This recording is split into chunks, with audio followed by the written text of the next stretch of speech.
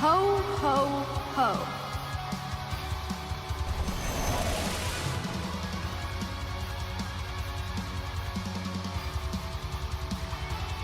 Magic Winxology. Hey guys, it's Kevin. Welcome back to another episode of Magic Winxology. Today I am going to be doing the Nick dub of what was covered in Season 1, Episode 1 of Winx Club. So let's begin. The Nick dub, again, 4 summary specials. As we know, the first summary special contains content from episodes 1, 2, 7, 8, 10, and 22. However, today we will be discussing only the content that was in episode 1, Winx Club, The Fate of Bloom.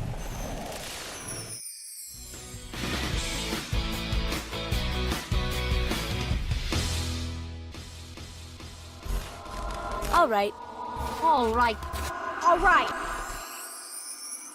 My turn. This special aired on June 27th, 2011, and the amount of the special that was displayed up until episode 1 was about 13 minutes and 30 seconds. Now, each of these are about 45 minutes without commercials, so that's a pretty good chunk of establishing, content. So to compare the dubs evenly, I have taken out the credits and intro from everything so we can just compare the actual redubbed footage. So, we have Cineloom Right English at 19 minutes and 46 seconds of the episode. Now, this will be our constant, our 100%. For kids, the amount that they dubbed was 17 minutes and 40 seconds. Nick dubbed and covered 12 minutes and 45 seconds. Putting this all into a chart, converting it all to seconds, and then comparing it against each other, we have this beautiful chart here. So this is just basically how much of the original episode Nickelodeon and 4Kids covered, how much they did happen to include, based off of the values I've just mentioned. So, Nick included 64.5% of the original episode. 4Kids included 89.3%. And just for a little fun, this never really happened, but comparing this one other fact, Nick did cover about 72.1% of 4Kids. So that's just a little fun fact, like the amount that they covered against each other. But yeah, overall, this episode, for the majority, was at least 50%, at least 64% above for everything. And since we're talking about stuff that is overlapping here, I thought it'd be a perfect opportunity for a Venn diagram, a triple Venn diagram, if you will. So here we have Right English, Nickelodeon, 4Kids TV. As you can see, their respective times in seconds and minutes, seconds, and then the percentages where they overlap with each other. Let me know if you guys like seeing this type of data. I personally like it. I know for some episodes that are in the specials, they are not given as much attention as this right here. Maybe they only have a percentage match of 12% or 5% compared to 100%. Like, only one scene is used and then repurposed in the Nick special. There are some episodes where only 4Kids and Ray English were the ones that dubbed it, so like Nick had a 0% match, and there won't even be a Nick episode of this podcast for that. But yes, I definitely love seeing the data, where they overlap, what matches with what scenes were triple dubbed, all that kind of stuff is my favorite. Oh, I love it. The math that I'm doing for that is always going to be the smaller divided by the larger. So it's always going to be what is overlapping. There is never going to be the large divided by the small, never going to be a percentage greater than 100. That just wouldn't make sense for us. That's not data that would be suitable for us. I have to do the special for Nickelodeon. Oh my god. I can't. Get out. Oh my god, I gotta do that thing for Nickelodeon. Oh my god. I love you for watching. The specials use a mix of original soundtracks and some soundtracks from season 4. So it kind of blended it together in a really good, cohesive way, I believe. And I feel like the original soundtracks were good. TV movie is the same as the summary special. So there was an entire album of songs, I think about 15. And there were some songs not even in the album that they made, and some OST, like background songs that are not in the album. There was a lot put into these summary specials, and it was good. They were working with their music and everything that they had at the time. They were not working with what they used in 2004. So it was present. It was like HD. And this is what I saw. I saw something in 2007-ish. A little clip of season 3 action going on 4Kids TV. But this is what really showed it to me. This is what I saw. This is what I know. This is why I am connected with Winx the way I am. And even though I kind of fell off of it 2014, came back 2015, I'm still here. Getting into it, the 4Kids dub, which we previously talked about, is pretty unique. It's kind of doing its own thing. This Nick special is pretty much gonna summarize everything, and it's gonna cut out a lot, but it's gonna be very similar to the Cinelume Ray English dub, although it will cut a lot of stuff out. But in terms of the 4Kids dub, that's pretty much unique in terms of how they rearrange. I think their first episode is one of their more intense, adjustments of like, oh my gosh, that's a lot that we cut out and rearranged and everything. So starting off, we have a new song that we never heard before. It almost sounds like the iPhone strum ringtone. Dun, na, na, na, na, na, na, na, dun, na, na, na, na. We also get a good whoosh, and it's a 3D model. Now, as I've mentioned, seasons 1, our establishing shot was a 2D image for Gardenia. Season 2, same thing, a 2D image of Gardenia. Season 3, it was a 3D model. Season 4, it was a very good 3D model. It was upgraded. Then we get to this special, and it's better. It's better. And then we get to season 5 and onward, and it's HD, it's 3D, it's good. You know where everything is, it's so good. But these things, I said they were HD, and that's the problem. It's so confusing, because they're brand new. It's 2011. Every cartoon is basically about to be HD at this point.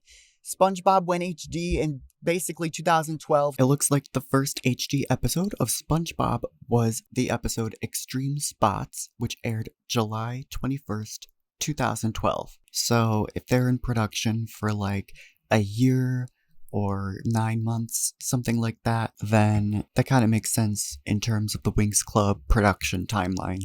Winx Club, the newer seasons 5 through 8, are HD, but for these Nickelodeon summary specials that they reanimated, they kept them standard quality. But you knew they had to reanimate them. I don't know why they released them in standard quality.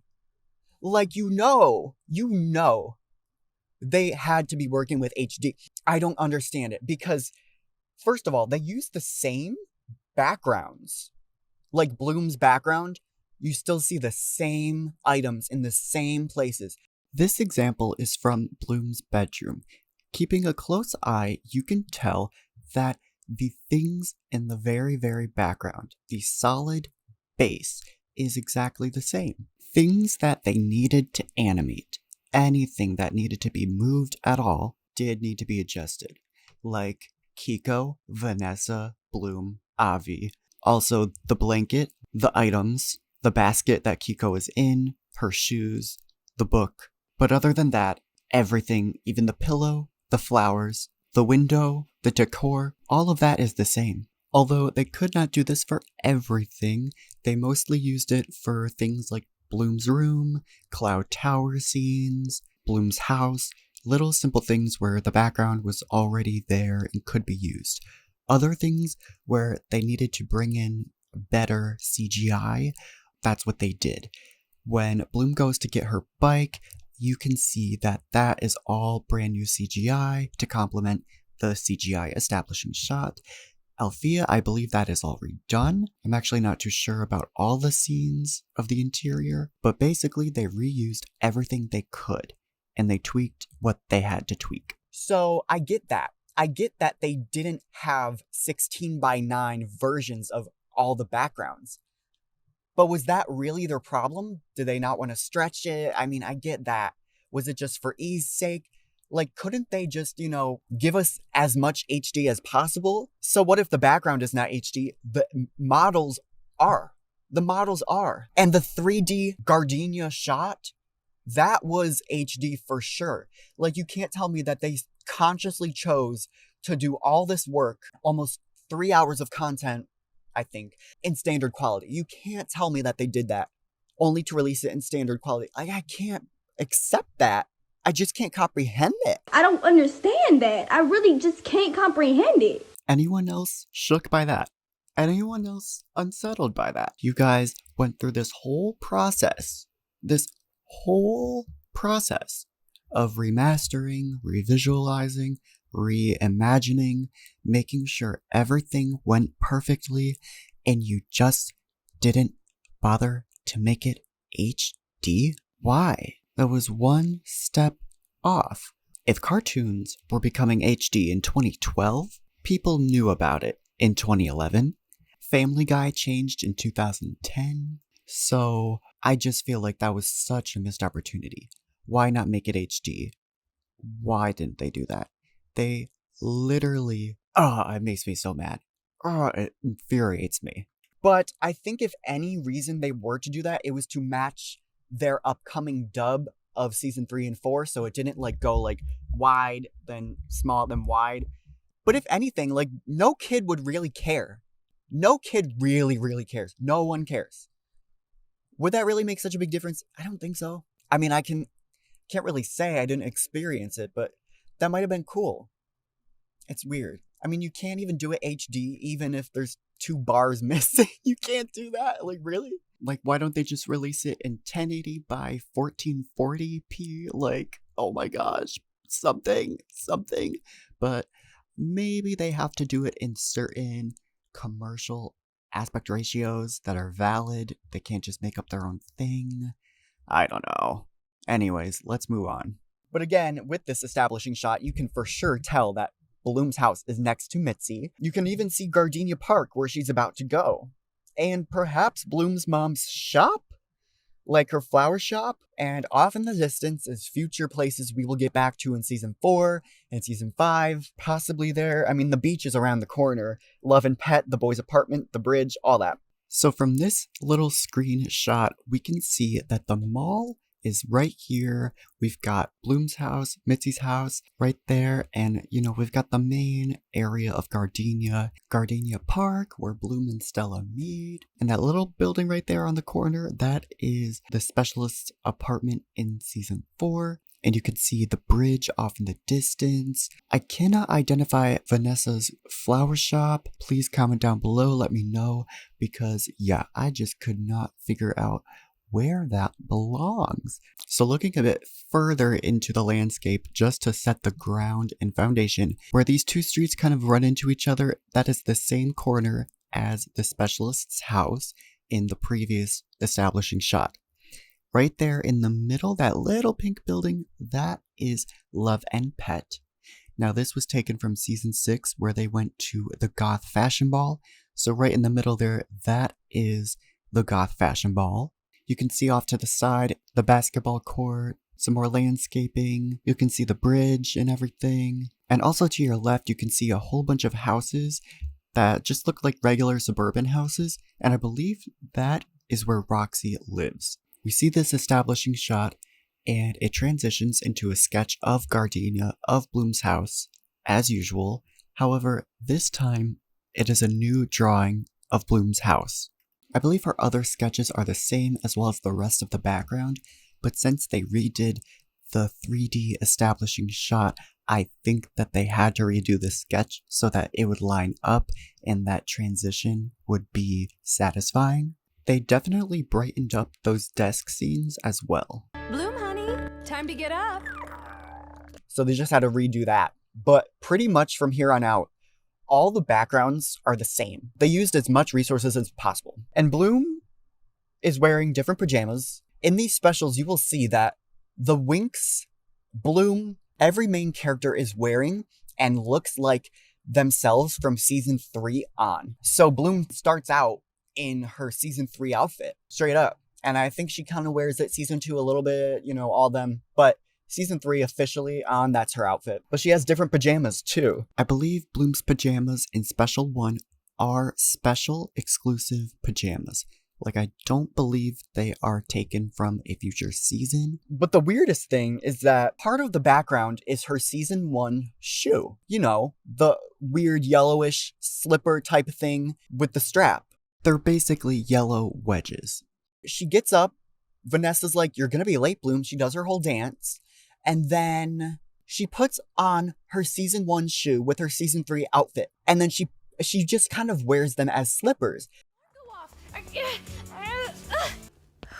I'm going back to bed. You're never going to notice until you look at that.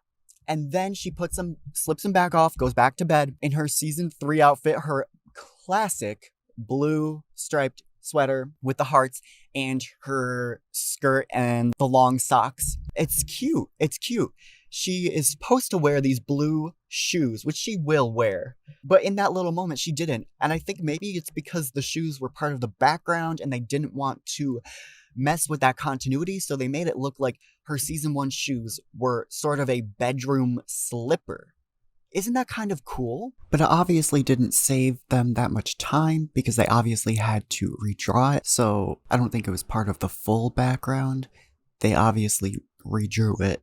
Maybe it was just to kind of harness the full-on vibes of this OG scene, like Winx Season 1, Episode 1. Again, soundtrack is amazing. I think the sound effects, the sound dubbing was way better. Sounds like Vanessa was destroying the kitchen with her dishes. Summer working in the shop. I wish I could go somewhere fun with my friends. Dad, I don't want to spend my summer vacation working in the shop. I wish I could go somewhere fun with my friends. Dad, I have lots of other stuff I have to do. Lots of important stuff. Like, it literally sounded like she was slamming them all across the freaking table. Like, it was insane. This time, all we hear is a little cutesy little faucet running, dripping in the basin. Like, "Oh my gosh, home ec, we're gonna teach you how to wash your dishes." Like, literally, way better. Way better. And the same scribbles are even on the newspaper. So we get downstairs. Bloom's disappointed because her mom's like, "You can help me in the shop." Mike is like reading the same newspaper. You guys, the craziest thing, it literally looks like they redrew the whole newspaper and traced it, redid it somehow, and decided to keep the same exact scribbles letter for letter and the same exact drawings. I assume they retraced it or redrew them. But seriously, I mean, down to the precise details, it looks like, there's a certain crease that's in the special, not in the original. There's a certain bubble. It looks like it's different in the special compared to the original. The little bubble above the word horizon is gray in one version and white in another version. And the little scribbles next to the car look completely different. So I really think they sat there and retraced the whole newspaper letter for letter, like B, C, Z, H, U, R, whatever. Like, they did everything. That's crazy. And I guess if there's one way to do it, that's the way to do it. They could have done what 4Kids did and just made their own thing, but I don't know. That sounds so complicated. Like, why didn't they do a new newspaper? And again, just why wouldn't you just do it HD? And then again, this Bloom flashback, I think, was done way better in the Nick dub, where they take Vanessa walking across the screen and kind of cut into that as a transition. I think that was done way better, and it just kind of flowed better. Snap out of it. Listen, in a few weeks we'll all be... Dad, it's not fair. Listen, in a few weeks we'll all be going to the beach like we do every year. I think that was very impressive to me, especially summarizing, cutting out a lot of dead air time, and also, I just think that's something naturally Nickelodeon would have picked up on. Like, oh, there's a cool little thing. Like, you can see all of the cinema majors, like, in the room, like, oh, we could do that. Bloom, the bike scene, all this, as I mentioned previously, it's almost hyping up as if Bloom is getting a car. He's like, just a little something to help you get around Gardenia. Something special, huh? Well, for that, you need wheels. Mom, Dad, really? And she's thinking it's a whole car. It's a bike. But she even does the whole, oh, thanks. And sticks out her tongue. Even in the Nick dub. It doesn't sound like it, but she sticks out her tongue. It's so funny. Nice, huh? Well, yeah. Thanks. Well, yeah, thanks. And again, behind all of these changes was Eugenio Straffi. He was directing all of this. He owned 70% of Winx Club still. He was directing this whole process. He had teams in America and in Italy. They were co-producing everything. And he could have made Winx Club original. You know, he could have kept the same exact scripts. He could have had Nick redub season 1 and 2. Plain and simple, the same exact thing. Not sure if Nick would have agreed to that, but I mean, they still rerun SpongeBob from 1999 on there, so I don't think it's an animation issue. I mean, I don't think it would be. And same for Fairly Odd Parents, I mean, Nicktoons, you know. But regardless, these small changes, like actually changing the expectation of a scooter into a car, was done with the direction of Eugenio Straffi. Now, I can't find the exact quote, but I know that he did do this because he wanted to adapt to this new American audience, A, and B, he wanted to adapt to the newer times and the slightly younger demographic. I can recall in season 4, episode 6, Aisha offers Stella some hot chocolate in the Nick dub, but she offers her some coffee in the right English dub. Maybe that's to avoid offering children coffee. I don't know. You know, little things like that. And this is where at the funniest dub, like, I think Bloom was expecting something a bit more sophisticated. A 10-speed? A car, Mike. I think she was expecting something else. A 10-speed? A car, Mike. What? Michael. A car, Mike. A 10-speed. A 10-speed. What does that even mean? Can you please let me know, like, what is a 10-speed? I am not a bike expert, but looking it up, it looks like a 10-speed is just a bike with 10 gears, 10 levels of gears that you can switch to. So, like, for different terrain, if you're going uphill, downhill, whatever you need for different resistance, you can switch to a different gear so you can ride the bike more easily, just like your car, which Bloom did not get. So in Ray English Cinelum, they thought she wanted a scooter because it's the direct translation of the Italian dub. Now the Italian dub said that she wanted a scooter because that's what it originally said. Now I thought it would be interesting to check the Italian special because would they change it to a car? Would an Italian teenager now want a car, or would they still want a scooter? Would the Italian special keep it faithful to the Italian first episode, or would they adapt it to the English first special? What would they do? Guess what? They kept it faithful to the Italian first episode and kept it a scooter. Altro per il suo compleanno. Una bici da corsa? Un motorino. Qualcosa di più sofisticato. Cosa? Una bici col contachilometri? Un motorino, Mike. So again, this whole bike scene was completely changed. We didn't interact with Mitzi at all. Even though, you know, looking back at these specials, it's kind of confusing how much I'm picking up from Nick, how much I'm picking up from the other dubs, because I know that Mitzi in Nickelodeon dub is present in season 4 and season 5. I'm not sure when she debuts. Does she debut in the specials at all? Does she debut in season 3? Because I know she debuts with Daniela Monet's voice from Victorious Trina. Macy, hurry up! However, I felt like it would have been so real for Mitzi, Daniela Monet, to be right there in that moment, showing off her car or her scooter or whatever. Makes sense why they didn't show that, because it wasn't a scooter, it was a car, and yeah, why waste time reanimating, adding a car where it wasn't, and that's confusing because new animation. But I felt like there was more of Daniela in the show than what I can only assume is that she started in season 4, but it feels like earlier than that. I can't remember. As I mentioned previously, there were some errors. They put random people from Magix in Gardenia, Earth, where they shouldn't have been. In the original Ray and 4Kids, you could see Katie, aka Spica, who was a fairy from Althea, and you could tell it was her by her signature scarf and hairstyle. Katie is also known as Spica or Nessa, depending on the version.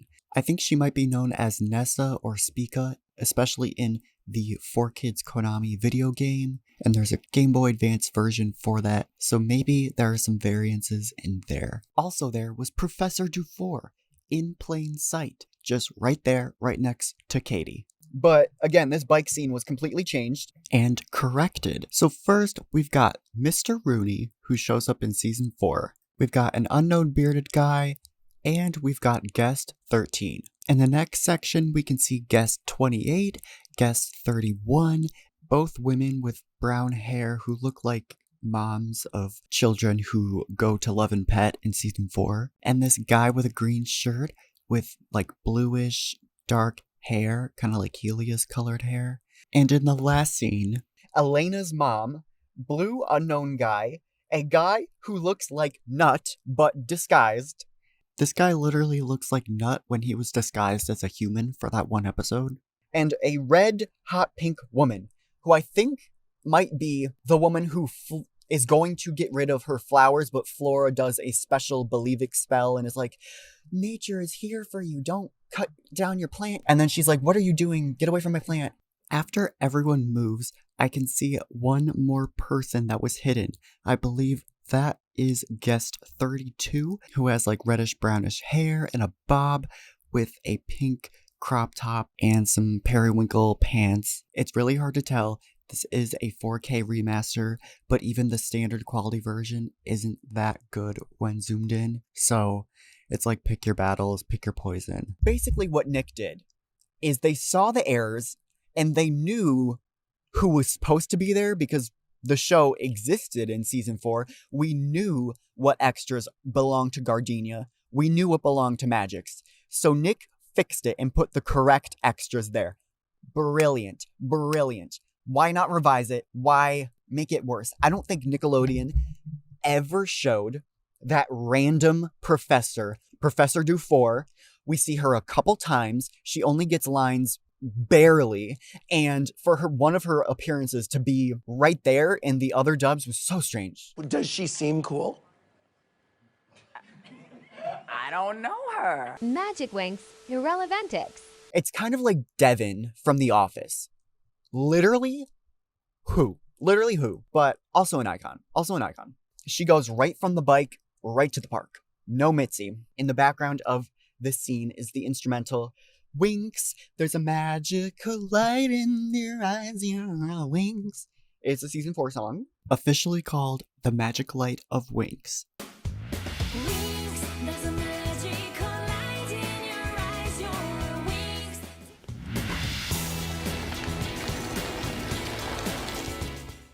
And then we go to Bloom at the park, parking her bike against the tree and her leaning up against the tree and then eating an apple. The person in the background used to be a blonde, tall guy running in the background with athletic gear, sweatpants, you know, all that gear. Then it changed to someone who kind of looks like Aisha, just in athletic gear. And also, you know, Aisha is athletic, so we're all thinking our gears are turning. So I think this was Nickelodeon, especially Nick USA, their take at adding more inclusivity. I think that's very well deserved. Also, this is a weird little catch. So I did say that all of the backgrounds were the same, but looking at this, it looks like the trees in the very back are the same, that railing is the same, that stump is the same, maybe that bench is the same, but the main tree that Bloom leans up against is different, and the stuff in the foreground is redone. It's the same 2D art style, but it was redone. So someone really sat down and decided, okay, I'm going to mimic this 2004 beautiful, authentic art style, but retouch it. Isn't that so cool? And you can see the differences.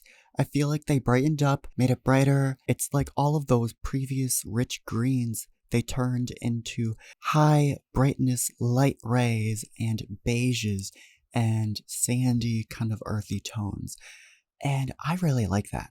It gave this whole forest more of a enchanting scene. It really let us see what their graphics department could do when given the opportunity to fix old mistakes 7 years later. And a reminder, this is co-produced with Nickelodeon, so it's the same old team coming back working on this the same authentic way, but Nickelodeon is also co-producing, so 2 companies are co-producing. So it's not like Nickelodeon took over and redid it and was a control freak. No. Half Rainbow, half Nick. So half of Rainbow came back and chose to do this. So, like, this is their choice. The wine or not? I'm saying it was a choice. Where's my choice? Where's my choice? And also, this is like their art. So it's still them. It's still half them. So we get to the fight, and first thing is the first scene where Bloom peeks into the forest. We see Nut and Stella right there in that scene. In the original, the forest is empty, and then a couple shots later, Stella hops into the frame. You know how I mentioned earlier that Kiko was like pulling on Bloom's pants? Well, now she doesn't have jeans on. Now she has her season 3 outfit. So there's a different sound effect. It's like a little elastic band. He's like pulling on her shoelace, which is cute.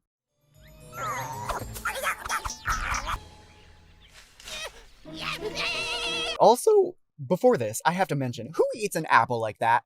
Who takes an apple and bites it vertically? I bite it to the side. Like core, bottom, I bite it to the side. And honestly, I think I like to use an apple slicer, to be honest. But like, who bites an apple up and down? Like, I do not. Do you guys bite an apple up and down? Also, let me know your favorite apple. I used to hate Red Deliciouses because they color real fast, they oxidize real fast, but they're a good mild one. They are actually good. Hey, I heard you were a mild one. Also, Golden Delicious is like my number one. Also, I think a Macintosh is good. A Gala is really good. I'm not really into sour things. I really am not. Like, I've tried Sour Patch Kids. Have they gotten sourer? More sour? Or have I just like grown out of them? Because I swear I cannot. I swear it's like 100% sour lactic acid. Wait a damn minute. Citric acid. Yeah, okay. So we get there. And Bloom's like, okay, Kiko, don't go too far. And then we hear season 4 action background music. Rising sun! Rising sun!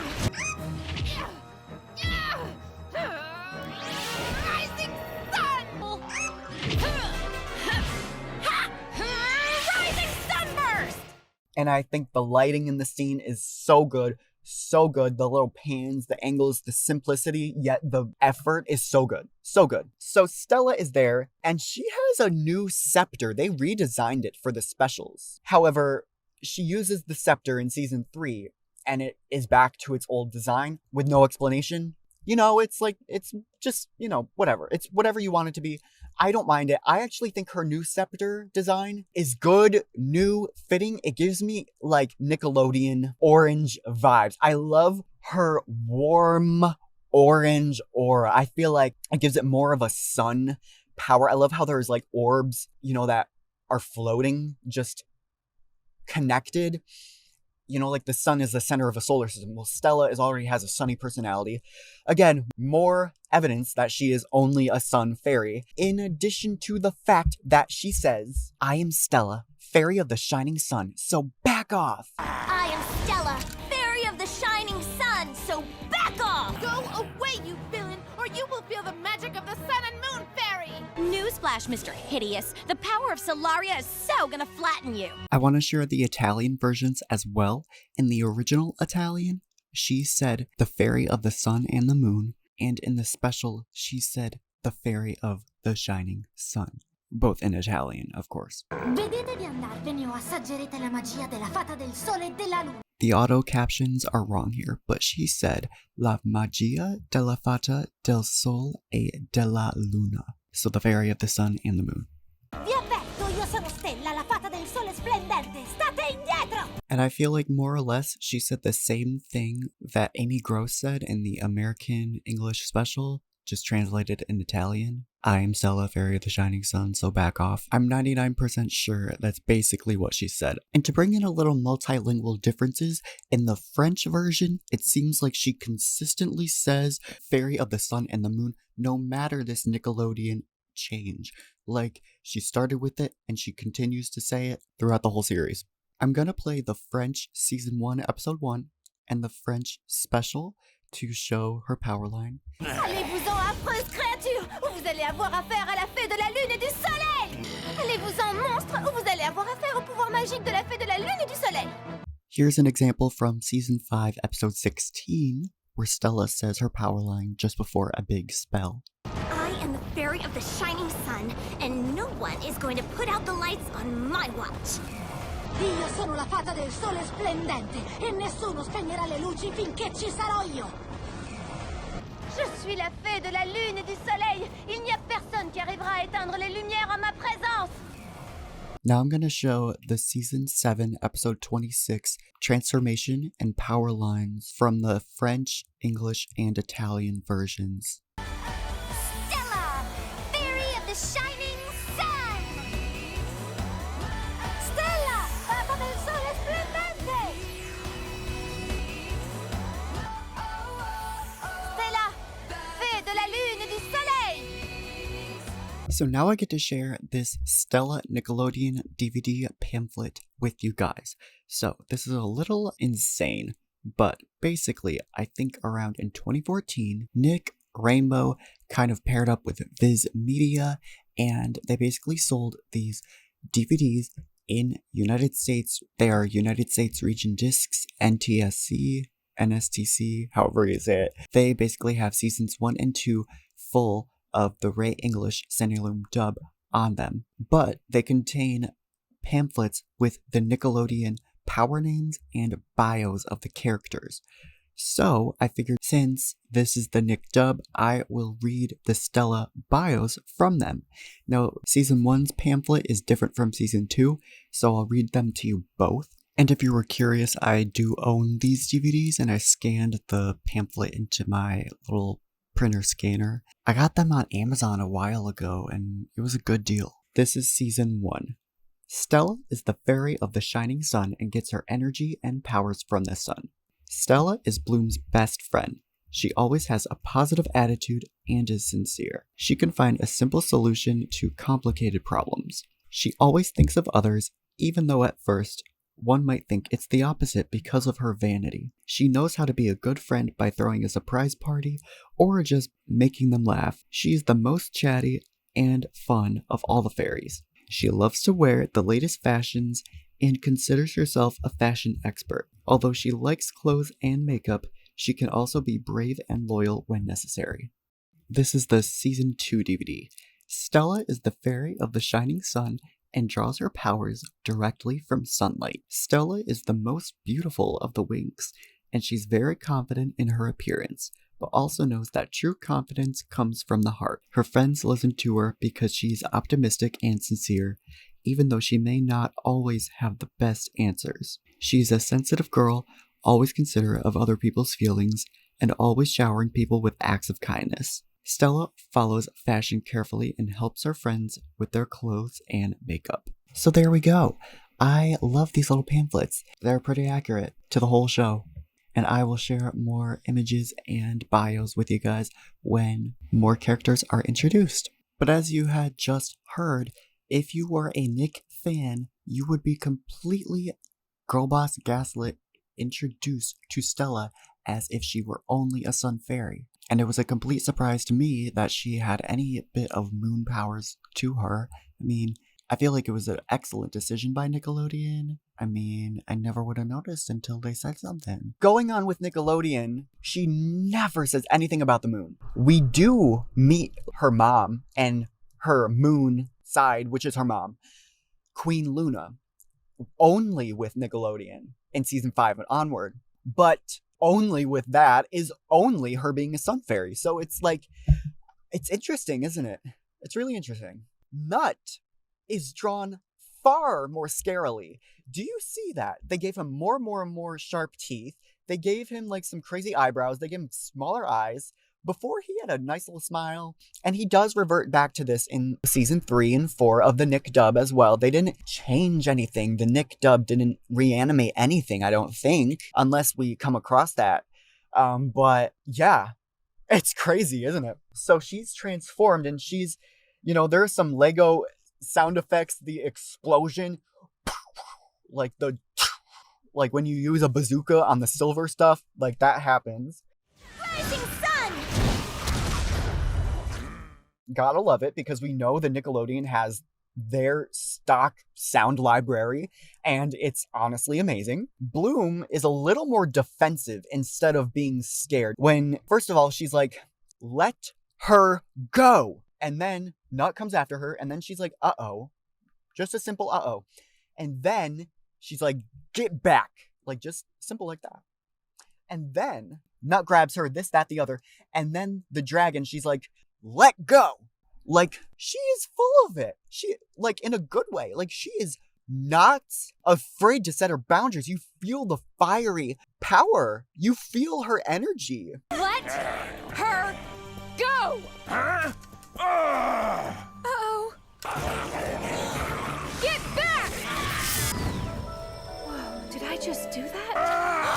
Whoa! Bad move, little girl! Let go!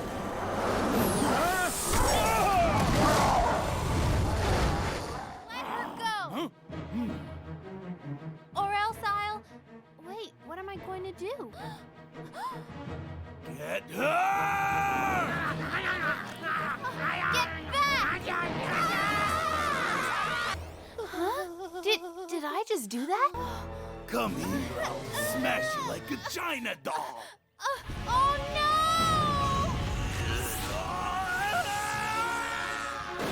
no! Leave her alone! Come get me! Wait, did I just say that? You sure did!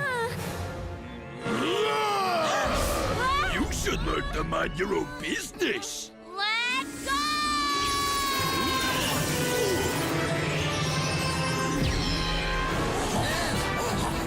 Get back! What just happened? It's almost like a different personality. She's more amped up and connected to like a defense mode than more of a scared mode. You know what I mean? So yeah, again, everything is more minimized. We're only up until 3 minutes in, and we're already at Stella, Fairy of the Shining Sun. And then Bloom is like, hey, ghouls, leave Kiko alone. Of course, defending Kiko. He's an icon, voiced by the incredible D. Bradley Baker, who voices Lion from Steven Universe and like every single animal monster noise that you could ever possibly think of. Like, he is everywhere. He voices one of the fish, a fish from American Dad, if I'm correct. I don't really watch that show, but I think he does. And the fish's name is Klaus. Klaus, season 4, Winx. Nick dub, his name is Rick. All the animation was kept, even if like she didn't voice something to kind of make sense. In the original Ray English, when one of the ghouls scares Kiko, you can tell that Bloom taps on the ghoul's shoulder and says, psst, like to get his attention and to be sneaky, and then hits him. But in the Nick dub, she never says, psst, so it's awkward. It's like you see her tap on the ghoul's shoulder, and it's like, okay, why is that happening? But you know why it's happening, because they reanimated it. New viewers probably wouldn't second guess it, to be honest, because it's really not that noticeable, but just a fun fact. But I guess it's not that big a deal, because not only did 4 kids miss out on it, and they pick up on every detail, but she also doesn't whisper in the Italian special, nor does she whisper in the Italian original episode. Hands off Kiko! Hands off Kiko! Yeah!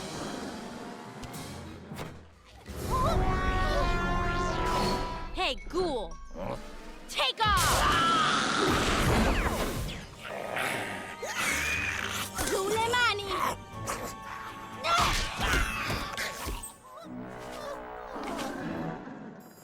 Giule mani da Kiko! And the original ones, she was like, psst, hey, ghoul. And then she hits him. And the Nick one, she was just like, but she still taps like as she's being sneaky. She didn't say shush. Again, with the tongue thing, it's kind of interesting. Like, you know what I mean? Again, lots of cool shots, lots of cool sound effects, lots of cool pans up at Stella as they're first interacting. Hey, thanks. Oh, no problem. Are you okay? Well, yeah. She's a cute girl, you know, cute next to gorgeous. Gorgeous is gonna, you know, devour cute. Oh my gosh, I don't know why I'm laughing so hard at the shadow that this thing makes is so funny to me. Because physically, that is literally the shadow that this object would make when you hold it. It's just, it looks so funny to me. But again, Stella faints and her dress in the Nick dub is different. I like this. See, again, this was my first interpretation. You can call me biased, that's fine, but I prefer it. She had a different dress. It was more modern. It was less of in your face, I'm a princess. I can understand it. It was like more intentional, you know what I mean? In the original one, she's got this thing in her hair. She's got a little crown. She's got this crazy dress with fake wings, decoration wings. She's got like it all going on. And this one, she's just wearing a nice little sundress with these beautiful accents, this rich, vibrant orange with these little hearts in the mid kind of section. There's these little hearts that remind me of some heart symbols that are in the Right English opening, the original OG opening of the show. There are these weird, cutesy little symbols that are just all sprinkled throughout. And I know Winx Club RUS edits their videos with all these symbols in a really cool way. It almost looks like they put that on her Nick dress. I think it's more toned down. I think it's more Stella. Because you can be a princess, but that doesn't mean you're a princess. I mean, look at Aisha when she first entered the show. Not all princesses are like that. And I feel like the season 1 with Right English and for kids and Italian, it really came off as more of like Sailor Moon, like I am from another galaxy, like oh my god. But again, I'm just saying my opinion. Again, also, the scepter is different.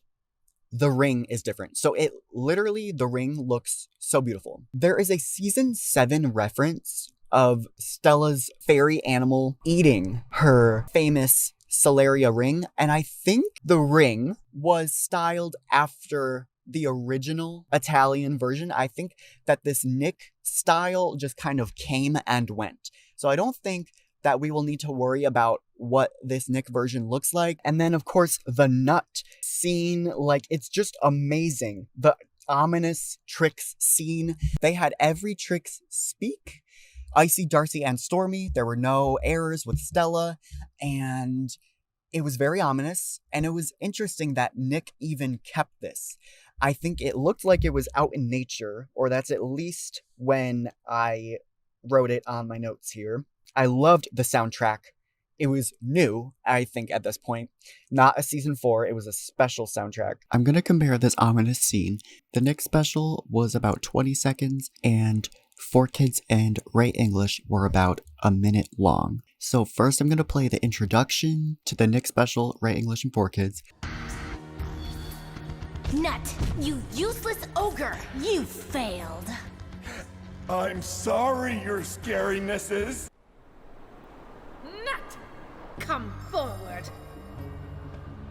So, you have failed. Not my fault, your highness.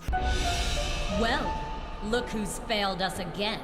Explain yourself, Nut. It really wasn't my fault this time, you wickednesses. Now the thing is, I don't even think they mentioned Nut in his glasses. They didn't even have time, so they cut that out. And since he was drawn way more scarily, he kind of became less comical in that way. So he wasn't like this silly, goofy, yellow character. He was like this scary ogre. So if you were to make this whole joke about, these frames, they're not me, you know, it wouldn't really be as funny if you did that with a really scary looking ogre, you know? And the ghouls didn't even steal a piece of her clothing, so they didn't even have that. But what we did have, Nut talking about a super powerful Earth girl. And so Icy, we can assume from her voice, is like, super powerful? Tell me more. You see her eyes squint. Now I'm gonna play the conclusion of how each of these scenes ended, starting with Nick, then Cinelume, Ray English, then 4Kids. I really tried, but there was this super powerful fairy. Really? Super powerful? Tell me more. I had the scepter in my hands, but then this earthling girl appears and messes everything up. An earthling girl? You see? Good. Then go back to Gardenia and find the girl. And this time, don't let us down. The scepter was mine! Yes? But then this Earth girl attacked me. Did you say Earth Girl? See? Very well. Go and find that meddling Earth Girl. Right! Destroy her and bring me back that scepter. And I don't even think we get the hunting troll introduced. I think we can only assume from behind the scenes context that this team was sent out after, and the hunting troll is just so good on its own that it knows what to look for. Maybe the scent was like, you know, Nut could have touched the scepter, and the scepter was touched by Stella, and now Nut has the scent of Stella, so maybe the troll is smelling after Stella. Maybe Nut is able to describe the scent to the troll. Also, not to get a little weird, but the ogre kind of has nipple piercings in the first original 2 dubs, even in 4Kids, and they took him out in the Nickelodeon version. Just thought I'd say that. I think that's kind of funny. So, immediate cut to Gardenia Bloom's house, and again, amazing establishing shot, 3D, and it's nighttime, and a good soundtrack again. Bloom, I don't get it. And if you haven't noticed already, it is a full moon in the Nick special, and it was a waning crescent in the original episode. And the significance of a full moon, from the first thing that pops up on Google, says this phase represents completion, fertility, abundance, and transformation when the seeds from the new moon come into bloom. Bloom! Because the moon is directly opposite the sun during this phase, it can also be a time of friction, polarity, and more intense emotional energy. Felt that? Relatable? Shook? Now take that with a grain of salt. I mean, this is actually kind of accurate to Bloom. I mean, just as the waning crescent was accurate, about to start a new cycle, this is also accurate. The full moon, the power that she was holding deep within herself, literally unleashed. It came to a climax. She's about to find her inner transformation. All of that, really. And I guess you could kind of make something fit no matter what, you know? But really, I feel like both of those are a pretty solid, spot-on moon phases. No, because who's gonna tell me why I keep releasing these podcast episodes on the days in real life when the moon phases match the episodes? Because December 7th says it's going to be a full moon. I think you're watching this December 9th. That's crazy. That is crazy. And last time when I released the first one, it released on a waning crescent. There was a weird angle of Bloom's dad where he's like this, way past Bloom's eye line, not even meeting it, and just, it's so bad. So they redid it, same position, but they made Bloom's dad look to the side more. It just worked out better. You believe me then? No, I don't. I think we should call the police. And so did I. Bloom, that's nuts. I think we should call the police. Call the police. We need to call the police. Stella's waking up. She's just, on the couch. Again, none of the 4Kids rearranged plot was even there.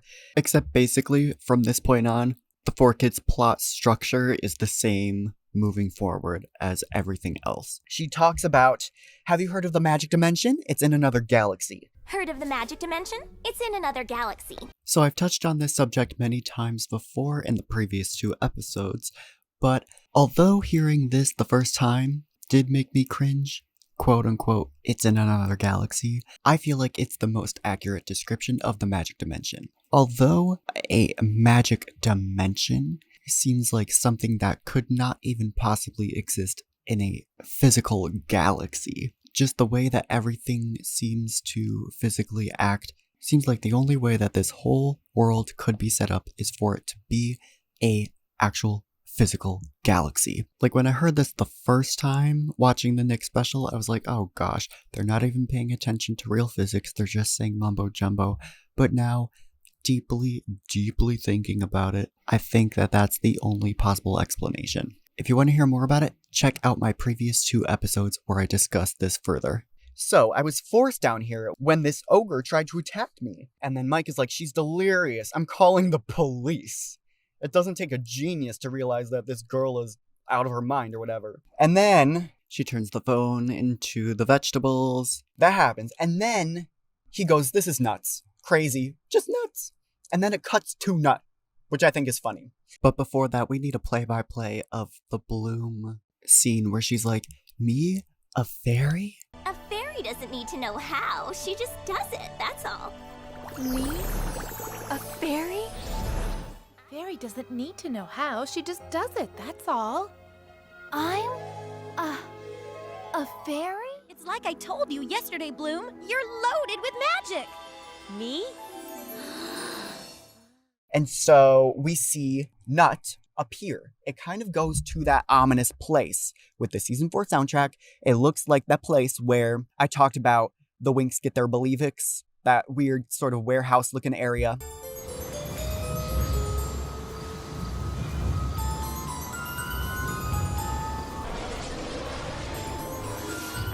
Sniff out those fairies. This way.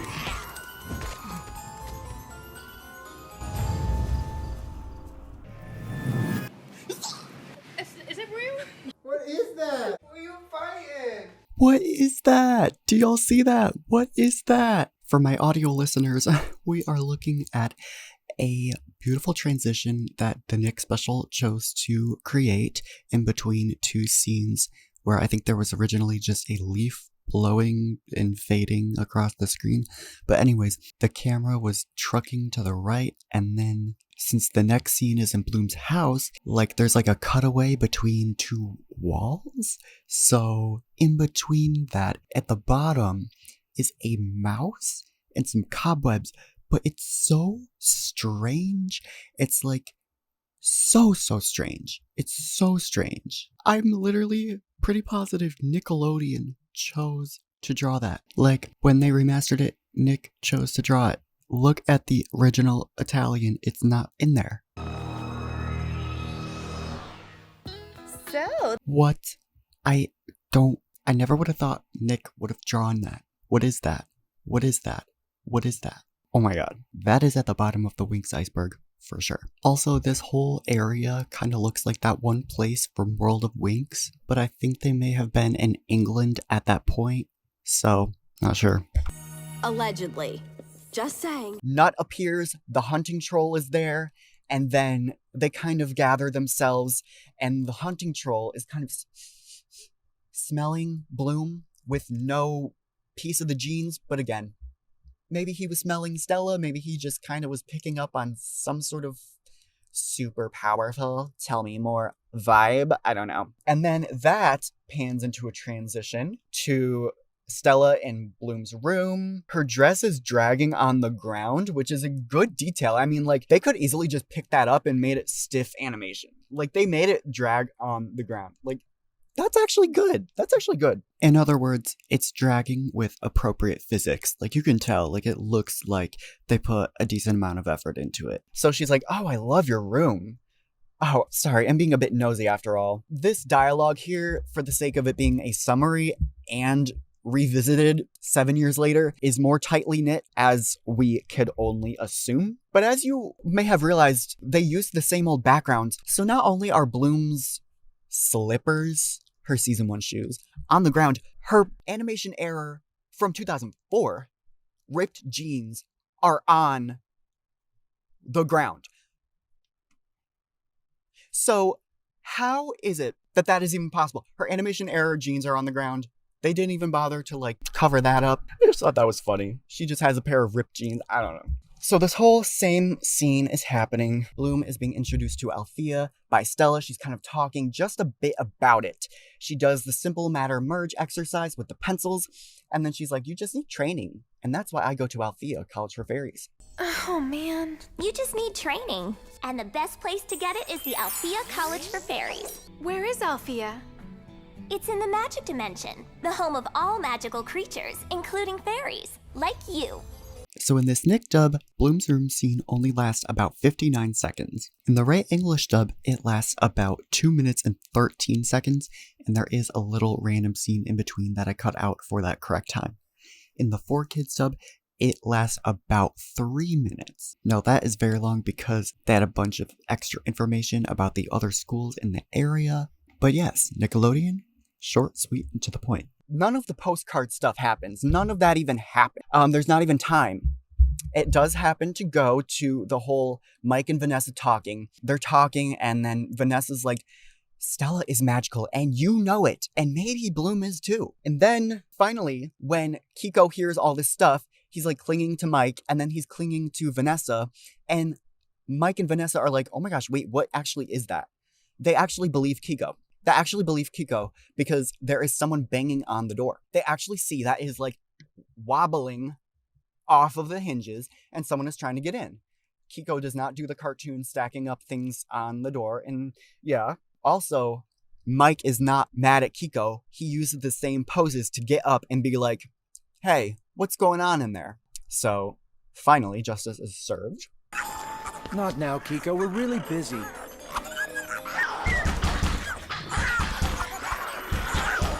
Hey, what's going on back there? What? Hungry again? You just had your dinner. You're gonna have to wait a bit. What is that rabbit doing? Trashing the kitchen? Kiko, come here immediately. Not now. We can play later, Kiko. It's been a long day. I don't know what's wrong with him. Maybe Bloom forgot to give him his dinner. What is that rabbit doing? I told you we should have bought Bloom a hamster.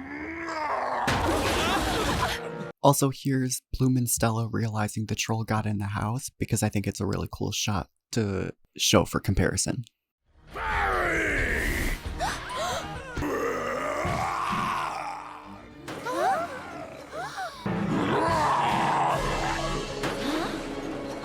So as you guys know, last time I was trying to figure out what this centerpiece was. I couldn't tell if it was a bowl of water with apples in it, like if they were bobbing for apples. I couldn't tell what it was, if it was a plate with some little decor on it. Well, guess what? I saw a remaster of this from season 6, episode 12, and I believe I know what it is. It looks like it is a bowl of water with candles. So these are literally bowls of water with candles in them, and these candles are rounded in shape, or they can be fun shapes like stars or little roses or anything like that. And it's a very aromatherapy type centerpiece, and you put little flowers in them or little glass beads, little pebbles, like anything you want. Basically, these things, I've seen them online as just these centerpieces, but it also seems like they kind of stem from this similar Hindu decorative bowl, which seems to be the same thing, but it's called an uruli bowl or an early bowl, spelled U-R-U-L-I or U-R-L-I. Not really finding much history on it. I found one Wikipedia page with no resources and one random article. So if you guys have any more history on it, I would love to know more about it. This is such an interesting fact. But considering all of that, it absolutely makes sense that Vanessa, the woman with the flower shop, would absolutely own something as aromatherapeutic as that, because that just makes sense. And again, right next to it is all of her vases and everything and more candles. It's just her. you know she shops at Bath & Body Works. Stella and Bloom come downstairs, and then Nut is like, where's the fairy? And then Stella's like, looking for moi? 'Cause I'm right here, you blimp. Where are those little fairies? Looking for moi? What? Because I'm right here, you blimp. And then all that happens. But guess what? She doesn't transform. She doesn't transform.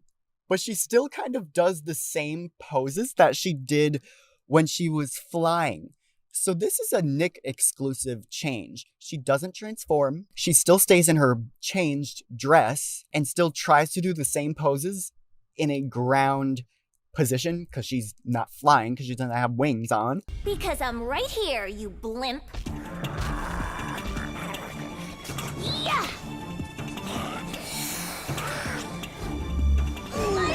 Don't just stand there! So she says, we're outnumbered, Bloom, yada yada yada, split us up. And then I think the reason for not transforming was so that it could be built up for later in the special when they get to episode 2. So that, you know, they could get 4 at once and it would be cool. So again, after they split up, Nut is like, hey, did you call me a blimp? She says her famous words, well, if the shoe fits. Because I'm right here, you blimp. Did you call me a blimp? Well, if the shoe fits. Yeah! Having another good year. We don't get blimps for that. And then we cut to outside. Yeah! And we see the whole entire room glow bright freaking like the sun. Like the sun just came out of the clouds and the light just was glowing. And then, yeah, the troll has to break the door frame to fit back out. How did he fit in it in the first place? I don't understand. Maybe he squeezed through, but like he was like, I'm not doing that again. I'm just breaking through. So our heroes are about to arrive and save the day. But before we get to that, their introduction to the series is when Riven lassos the blue troll. In this shot, in the last episode, we discovered that 4Kids had a difference in censorship. They made it so the lasso went around the troll's shoulders, and the original made it so the lasso went around the troll's neck. And what do you know? Nick actually made it so the rope went around the troll's neck. That's crazy. What do you know? The more you know. Reading Rainbow. And then, okay, the specialists. The specialists, the H&B boys, they get there. The 4 guys. Now, so I have to mention this little thing. So as I mentioned, I didn't mention the 2 of the other guys' names. There's Timmy with the orange hair and the glasses. There's Riven with the spiky red hair and the burgundy-ish magenta spiky hair. And then the blonde guy and the brunette. There's a twist that I will have to say right off the bat. And it's just for ease sake, and it's how I learned it. It's not too much of a spoiler, but yeah. So basically, in the original Italian dub, there was a whole twist that was not able to fit in to the Nickelodeon specials. So they just didn't even do it. Now, what is the twist? Well, the blonde guy and the brunette guy swapped names. So from here on out, I'm going to just call them by their literal, actual names from now till the whole run of the podcast. I'm just going to call them by who they actually are. The brunette is actually Brandon. The blonde is actually Sky. In the Nick dub, they go by these actual names from the very beginning. No twist even included. In the originals, even in 4Kids, even in the Cinelume, all dubs, they went and swapped their names. Now, the blonde guy is a prince, and the brunette is his squire. Actually, in the original run, it was swapped, and they tried to act like the brunette was Prince Sky, and the blonde was his squire, Brandon. Some random Brandon. So for the ease of continuity, I had to explain this twist right away, and that's how I learned it too. I was like, why are their names swapped when I was trying to look at the older episodes when I got into it in 2011, when I was 10. But I just learned like, oh, okay, interesting. So yeah, they appear, it's all going on. There's no name swap in the Nickelodeon dub. And Riven wasn't even rude when he knocked into Bloom and Stella. This whole fight was different. Pardon me, ladies. I've got work to do. Girls, Stay here. This won't take long. And then when Bloom and Stella do their little attack from behind, instead of from the center and like peeking right behind Nut, they're actually to the side and you can actually see them perfectly, I think. You can see them way better. I think it's done a little bit better than originally done. And Bloom's like, I really am a fairy. There's a unique specialist soundtrack that plays when Stella is introducing them their names. I think that's really good. Bloom, let me introduce you to the specialists. Riven. Brandon. Hey. Timmy. Hi. And Prince Sky. Hello? Then transition, they go home, and it all happens. You know, little cute flirtatious moments of like, are those two gonna be a couple? Are those two gonna be a couple? Are those two gonna be a couple?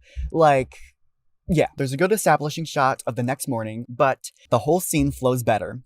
And then Stella's like, you know, I could fix this place up with a little magic. Mike's like, thanks, but I think I prefer the traditional way. And yeah, there were no problems, no going against the grain of the conversation that they just built up. Again, I think most of that has to do with translating to English directly from Italian and little to no correction or rewriting. Again, there was no transportal. There was no postcard. So Stella, once Bloom and her dad and her mom are all like, can we all go? Stella's like, of course, I can just bring everyone with my scepter. So she takes out her scepter and she doesn't say anything when she throws it up and catches it. She's like, to Althea! And then a season 4 song plays in the background. Jump into this crazy sky and I will be with you. Stella, can we all go? Of course. I can bring everybody. Ready?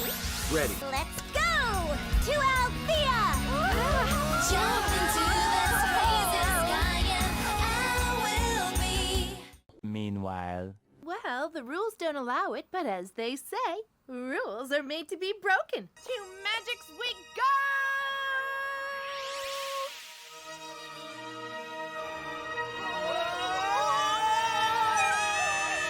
So who was gonna tell me that in the original version, Stella had pigtails in this scene? For what? For why? For whom? For how? For which? And then we end off with, holy guacamole! It really does exist. Now, holy guacamole. Holy guacamole. Now, I really love the holy guacamole because Bloom says this quote later on. In season 5, she says holy guacamole. It's really reminiscent of like, you know, you're with someone for so long, you start to say things they say. She says what her parents say. It's just the simplest things can be so heartwarming. You know what I mean? Holy guacamole! It really does exist. Holy guacamole! I know lots of people probably think that the show is full of hate and no one cares and the show is mass produced and full of pure mass-produced death and everything. But no, I actually believe that there is so much love and care and tender detail truly put into every single stitch of every single micro fiber square inch of the silk sheets upon this king mattress that this California king bed of the show lies upon. Truly, I believe that the show Bible of this show is so fully complete and so accurate, like truly. I know there are many inconsistencies, but you cannot tell me that they do not care. This show is 18, almost 19 years old. They care. They care enough to put good writing in. That is called good writing. When you make little tie-ins like that, that is called good writing. Holy guacamole. Holy guacamole. Alright guys, thank you so much for watching. That's pretty much it. That's pretty much it for the Nickelodeon dub. Now, I really love this dub. I think it's a good way to get into the heart of the show if you don't really want to watch all the beginning episodes, because it's quick and it gets to the point. But it's not for everyone, and that's fine. So, thank you guys so much for watching this episode and getting into the deep dive with me. I will see you guys in my next episode, where we hopefully get to add some more wings to the Winx wall. I'll see you guys later. Bye. And that was another episode of Magic Winxology. Thank you guys so much for watching this episode. I hope you guys learned a lot. I am having so much fun with this podcast, and I'm just so happy to be bringing so much light to the Winx Club. If you enjoyed, please be sure to give this video a big thumbs up. If you're listening on audio streaming, please be sure to leave me a review if you like. Share with your friends, stream on all audio platforms, subscribe, enable notifications, it's also free. Follow me on all my social media, the link tree is below. And with that, I will see you guys in another week. Bye guys!